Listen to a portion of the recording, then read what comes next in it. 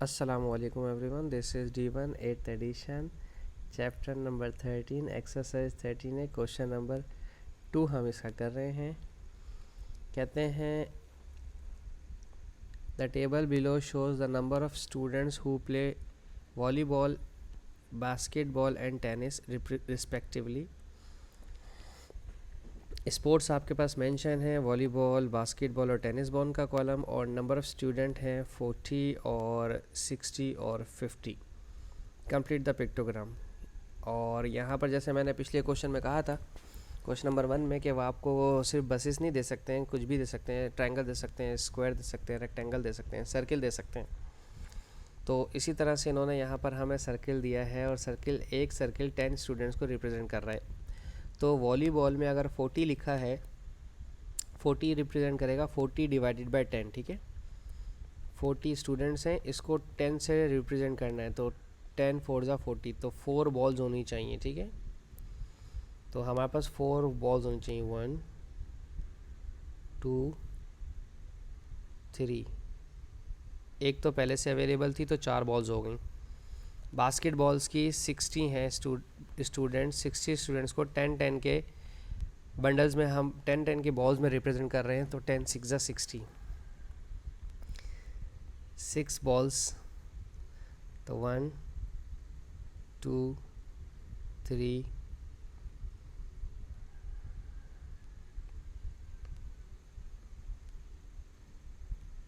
4 5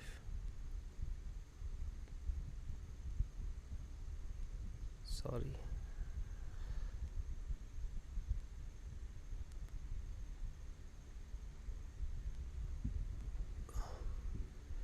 4 हो गई हैं, 5 और 6, ठीक है जी। 6 बॉल्स बना दी। टेनिस के 50 स्टूडेंट्स हैं, तो 5 बॉल्स बनेंगी, तो 1, ये तो है ही ऑलरेडी, फिर 2 3 4 और 5, ठीक है। ये 5 बॉल्स हो गई हमारे पास, जो रिप्रेजेंट कर रही हैं स्टूडेंट्स को जो टेनिस खेलते हैं। अब आगे बात कहते हैं, find the ratio of the number of students who play volleyball to the number of the students who play tennis. तो वॉलीबॉल और टेनिस के प्लेयर्स का रेशो निकालना है आपने, ठीक है। वॉलीबॉल के जो स्टूडेंट्स हैं वो हैं टोटल आपके पास 40, और टेनिस के जो स्टूडेंट्स हैं वो हैं 50। तो सिर्फ ये 0 0 से कट जाएगा, तो वॉलीबॉल का रेशो 4 और टेनिस का रेशो 5 आ जाएगा, दैट्स इट, ठीक है। अब नंबर 3 देखते हैं, ऑप्शन नंबर 3, ये ऑप्शन नंबर 2 का आंसर था। ऑप्शन नंबर 3 में कहते हैं, express the number of the students who play tennis as the percentage of that who play basketball. तो परसेंटेज के लिए क्या करेंगे आप, जो स्टूडेंट्स टेनिस खेलते हैं उन्हें न्यूमरेटर में रखें, और जो स्टूडेंट्स बास्केटबॉल खेलते हैं उन्हें डिनोमिनेटर में रखें और 100 से मल्टीप्लाई करवा दें। टेनिस जो खेलते हैं स्टूडेंट्स वो हैं 50, और जो बास्केटबॉल खेलते हैं वो कैंडिडेट्स या वो स्टूडेंट्स हैं 60, मल्टीप्लाई बाय 100, 6 इससे कैंसिल होगा, और 500 को 50 10 500 को 6 से डिवाइड करवाया। तो चूँकि आप लोगों का ख्याल है कि मैनुअली करवाया जाए, तो मैनुअली करवाते हैं। 6 8 48 माइनस करेंगे तो 20, 6 3 18 और 2 बचा, तो दैट मीन्स 83 होल, 2 रिमाइंडर है, 6 नीचे है, तो 2 1 2, 2 3 6, तो ये हो गया 83.33। क्योंकि 1/3 बहुत फेमस है, ये 83.33 होता है, ठीक है। तो आप इसको 83.3 भी लिख सकते हैं 2 सिग्निफिकेंस में करके, ठीक है। ये था हमारा क्वेश्चन नंबर 2। हम करते हैं क्वेश्चन नंबर 3, ठीक है।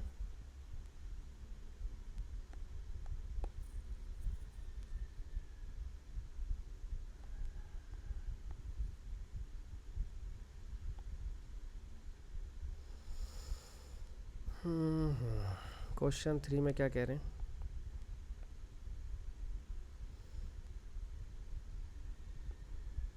क्वेश्चन 3 में कहते हैं the table of the number of copies of a newspaper distributed to households in each year from 2017 से 2021 टू 2017 से लेकर 2021 तक।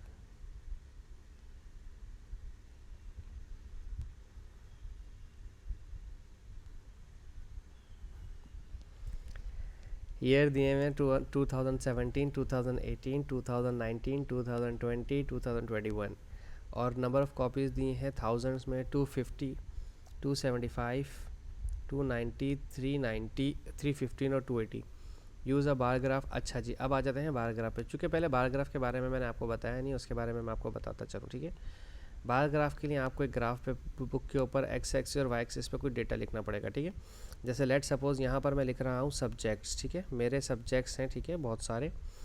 तो मेरा सब्जेक्ट्स हैं, लेट सपोज़ मैथ्स है मेरे पास, ठीक है, और मेरे पास इंग्लिश है, लिटरेचर, लैंग्वेज दोनों मैं काउंट कर रहा हूँ इसमें, और हिस्ट्री जोग्राफी के अंदर मैं पीएचडी काउंट कर रहा हूँ, और केमिस्ट्री है, नहीं केमिस्ट्री नहीं, फिज़िक्स और कंप्यूटर्स, ठीक है। और यहाँ मेरे मार्क्स हैं 10, 20, 30, 40, 50। वैसे तो मैं इससे ऊपर जा नहीं सकता अपने मार्क्स में, लेकिन फिर भी क्या कहते हैं, क्लास मुझे याद नहीं आ रहा, एफिशिएंसी झाड़ने के लिए हम करते हैं, ठीक है। अच्छा, अब हमें बनाने हैं बार ग्राफ्स, ठीक है। अच्छा जी, शिप्स, अच्छा जी, ठीक है। अब अगर मैं यहाँ पर मैथ्स के ऊपर एक बार ग्राफ बनाता हूँ इस तरह से, ठीक है, सिर्फ मैथ्स के ऊपर, ठीक है। और यहाँ पर मैंने एक इंग्लिश पे बनाया है कुछ इस तरह से,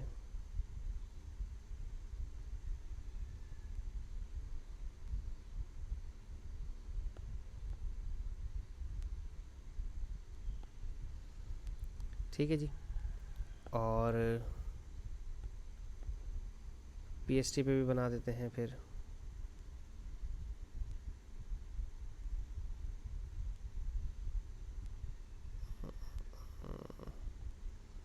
ठीक है।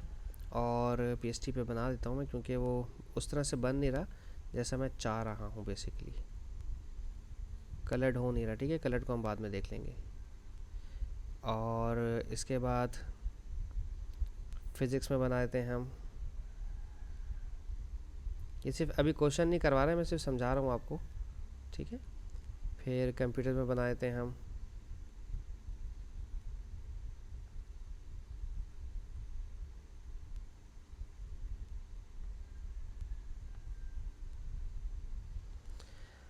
ठीक है, इसको थोड़ा सा अगर मैं छोटा कर देता हूँ, चले।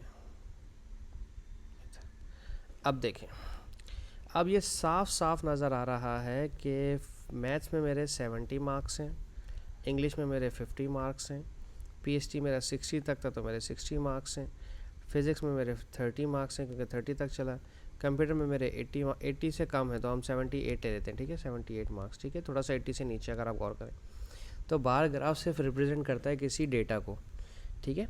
अब जो हमारे पास है क्वेश्चन, इस क्वेश्चन को देख लेते हैं। क्वेश्चन में आपके पास दिए हुए हैं नंबर ऑफ़ कॉपीज़ और ईयर्स, तो आपका जो मर्जी दिल करे आप ईयर्स, वैसे तो जो कंटिन्यूस डेटा होता है ना उसे हम लेते हैं, अब कंटिन्यूस डेटा कहलाता है जिसमें कोई चेंजेस ना आ रहे हो। जैसे ईयर्स हैं 2017, उसके फिर फ़ौरन गैप के बाद है 2018, एक साल के गैप के बाद, फिर उसके एक साल के बाद है 2019, ये कंटिन्यूस डेटा कहलाता है, ठीक है, जिसमें गैप्स अनइवन नहीं होता, इवन गैप होता है, ठीक है। 2020 और 2021 ये आ गया हमारा एक्स एक्सिस, सही है। और कुछ टीचर्स का ख्याल ये होता है कि जो पहले लिखा हुआ होता है कॉलम उसे एक्स एक्सिस ही कहा जाता है। ये दोनों ही बातें दुरुस्त हैं, ठीक है। बस कुछ टेक्निकल लोग जो हैं एक्स्ट्रा सवाल पूछते हैं फजूल में कि एक्स एक्सिस पे कौन सा डेटा आएगा, तो उसके लिए होता है कि जो कंटिन्यूस डेटा होता है जिसमें वेरिएशन नहीं आ रहा होता, अनइवन नहीं होता गैप, वो हम लेते हैं एक्स एक्सिस पे। और अब आ रही आती है वाई एक्सिस की, जो इस तरह से होता है वर्टिकल। यहाँ पर आप लिखेंगे नंबर ऑफ़ कॉपीज़, ठीक है। अब आपके पास डेटा देखें 250 तक जा रहा है, ठीक है। तो अब आपने एफिशिएंटली काम करना है, यहाँ लिखना है 0। अच्छा, हमारे 2017 से ईयर शुरू हो रहा है तो हम यहाँ पर एक ऐसे छोटा सा ये बना देंगे जिससे रिप्रेजेंट कर रहा है कि 2017 से जो पीछे का डेटा है वो हमने मर्ज कर दिया, ठीक है। हम शुरू करेंगे यहाँ पर 2 बॉक्स छोड़ूंगा तो 5, 10, 15, 20, 25 चला जाएगा, ठीक है।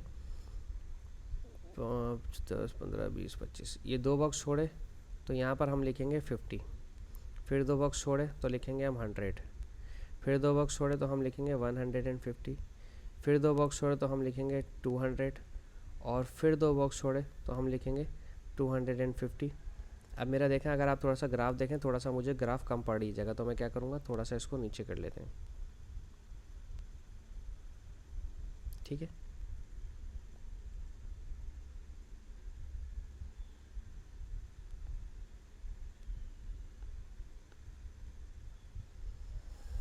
और 250 के बाद हमारे पास 2 बॉक्स छोड़ के आ जाएगा 300, सही है। अब बनाते हैं अपने ग्राफ के ऊपर बार्स। पहला जो है 217 का जो नंबर ऑफ़ कॉपीज़ है वो 250 आपका यहाँ पर बना हुआ है, ठीक है। अच्छा, इसकी थिकनेस डिफाइंड नहीं होती, आप अपनी मर्ज़ी से थिकनेस कम ज़्यादा कर सकते हैं, ठीक है। अब 2018 में है 275, तो 275 आपके पास यकीनन यहाँ होगा 250 और 300 के बिल्कुल बीच में, ठीक है। अभी फ़िलहाल यहाँ पे बार ग्राफ को थोड़ा सा ज़्यादा आपने इतना फोकस नहीं करना कि इसकी थिकनेस को, लेकिन जब हम जाएंगे हिस्टोग्राम में तो वहाँ बहुत एहतियात करनी, ठीक है। 290, अब जो हमारे पास 290 वो यहाँ पर होगा, ठीक है। 219 में 290 है, ठीक है जी। उसके बाद है 315, यानी कि 300 से ज़्यादा है ऑब्वियसली, तो हम 300 से ज़्यादा का बनाएंगे 2020 में। ये पेंसिल से बनते हैं।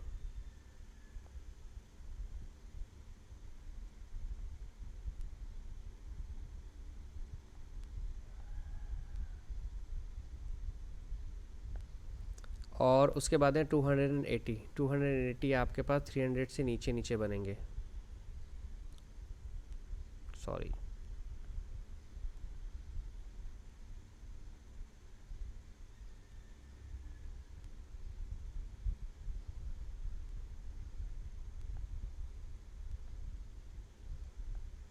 सही है, आखिरी वाला मेरा थोड़ा सा गंदा सा बन गया।